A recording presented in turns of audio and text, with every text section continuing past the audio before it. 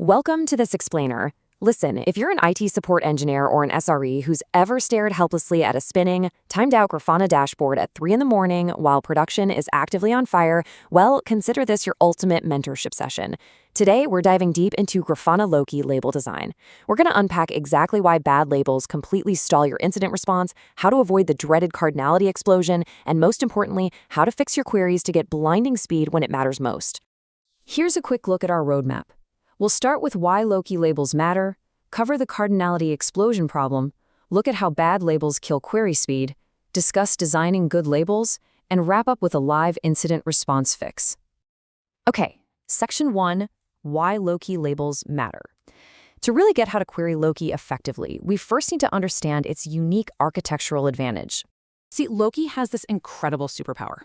Traditional log management systems will index the full text of every single log line, right? And at petabyte scale, that gets ridiculously expensive and incredibly slow. Well, Loki sidesteps this entirely. In Loki, a label is simply a key value pair that defines a log stream. Loki only indexes these metadata labels. It compresses the actual log lines into chunks and tosses them into cheap object storage like Amazon S3. This keeps the index super small, which makes Loki highly cost-effective and massively scalable. But as you might guess, that brilliant design comes with a massive trap. Section 2, the cardinality explosion problem. This is what happens when engineers treat Loki labels like traditional database columns. The absolute crucial thing here is understanding what cardinality actually means in this specific context. Cardinality is the combination of unique label keys and values. It basically dictates the total number of log streams your system has to manage. And here's the scary math. Cardinality multiplies across labels. Your total stream count is literally the product of the cardinalities of every individual label. So even a tiny number of unique identifiers can trigger this rapid exponential growth. To put that into perspective, let's look at a real-world scenario. Why does adding one seemingly innocent single user ID label bring an entire Loki cluster to an absolute crawl? Because of this number right here, 200 million. Imagine your system is just humming along smoothly. You've got maybe 2,000 log streams based on static, safe labels like environment and service name. Then, a well-meaning developer decides they want to track logs by user, so they slap a user ID label on there. Well, if your app has 100,000 unique users, you didn't just add labels. You just multiplied your 2,000 streams by 100,000. Almost instantly, Loki is choking, trying to manage 200 million separate log streams. This is the ultimate production gotcha. High cardinality creates a massive bloated index. But honestly, it's actually worse than that. Because these unique streams, like a single user's session, are usually so short-lived, they never actually fill up Loki's target chunk size before timing out. We call this the tiny chunk problem.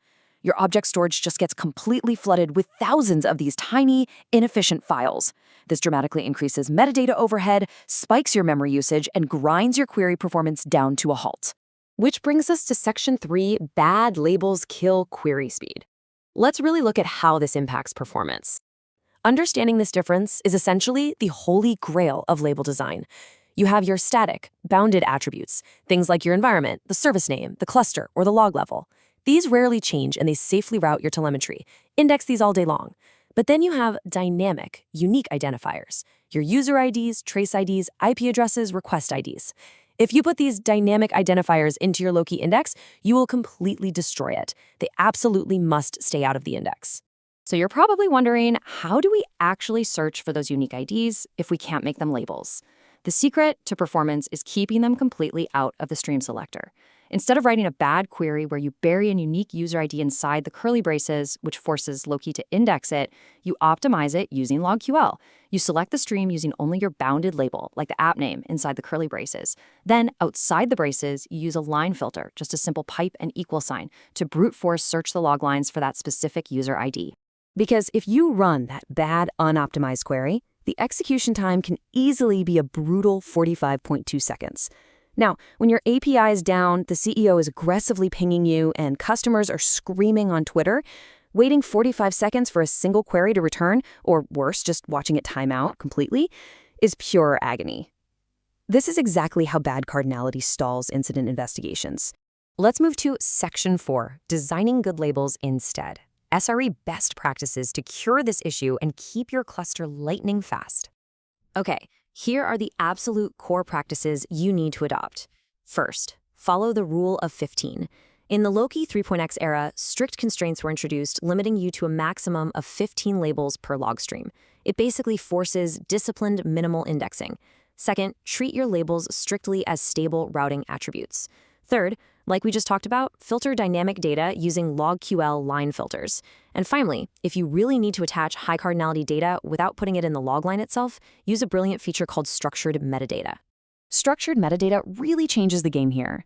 It lets you attach high cardinality key value pairs, like a trace ID, to a log line without ever putting them in the main index. And when you combine that with a technology called Bloom filters, Loki can mathematically predict which chunks do not contain your trace ID and just skip them entirely.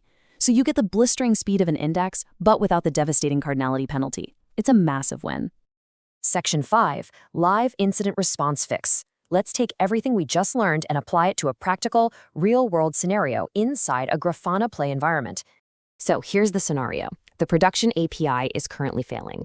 Your IT support team is desperately trying to find the logs for a specific failed transaction, but they're flying completely blind.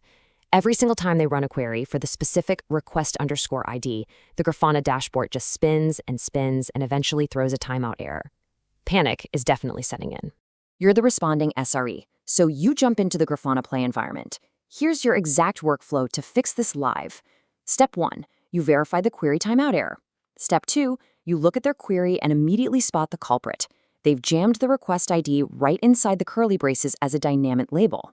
Step 3, you confidently delete that request ID from the stream selector. And step 4, you append a request ID outside the curly braces as a logql line filter. Let's contrast that before and after syntax one more time just to make sure it's perfectly clear. In the failing query, the support team asked Loki to find a specific, highly unique indexed stream out of potentially millions, which instantly caused the timeout. In your fast, rewritten query, you told Loki to grab the single massive healthy stream for the API application and then just use its incredibly optimized text searching engine to rip through those logs and find that exact request ID. The result? The execution time drops instantly to 0.2 seconds. Bam! The logs populate right on the screen, the support team identifies the root cause of the API failure, and the incident is resolved.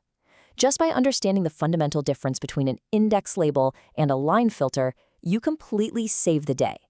So, I'll leave you with this final, somewhat provocative question. Are your logs engineered just for reading, or are they actually engineered for speed? I highly recommend you audit your label schemas today. Adopt this minimal indexing philosophy.